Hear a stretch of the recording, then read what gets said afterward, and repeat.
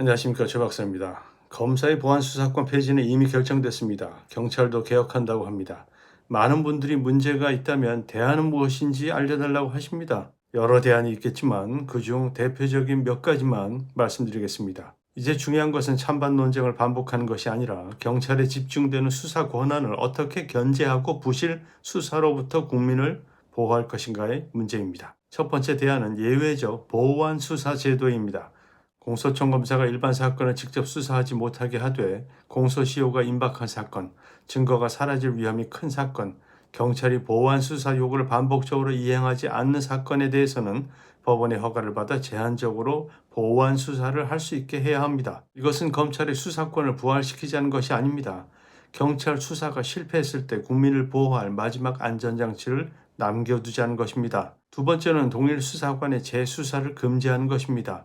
경찰이 처음부터 부실하게 처리한 사건을 다시 같은 경찰관에게 맡겨서는 실질적인 보안 수사가 어렵습니다. 중대한 오류나 이해 충돌이 확인된 사건은 다른 경찰서나 시도경찰청, 중대범죄수사청 등으로 이관할 수 있어야 합니다. 세 번째는 경찰과 공소청으로부터 독립된 수사심사기구를 만드는 것입니다. 피해자와 고소인이 이 기구에 재수사, 담당자 교체, 사건 이관 등을 신청할 수 있도록 해야 합니다. 단순히 권고만 하는 자문위원회가 아니라 일정한 요건을 충족한 사건에는 재수사나 담당자 교체를 명할 수 있는 실질적인 권한을 부여해야 합니다. 네 번째는 피해자의 증거 보전 신청권입니다.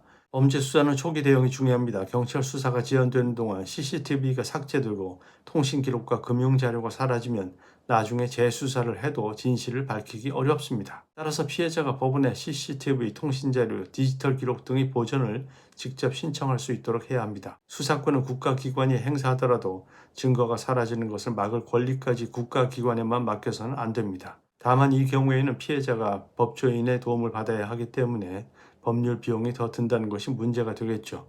마지막으로 경찰 수사의 성과를 사건 처리 건수나 처리 속도로만 평가해서는 안 됩니다.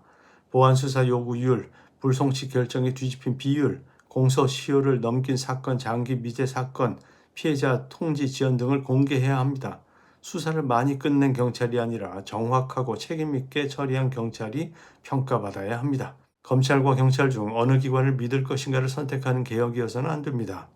진정한 개혁은 어느 기관도 국민의 사건을 마음대로 묻어버릴 수 없게 만드는 것입니다. 부정적인 국민 여론에도 불구하고 입법을 강제한 정치인들과 정부가 그 책임을 인지하고 제대로 된 신속 보완 작업을 해주시길 바랍니다. 지금까지 세상산책의 최 박사였습니다. 감사합니다.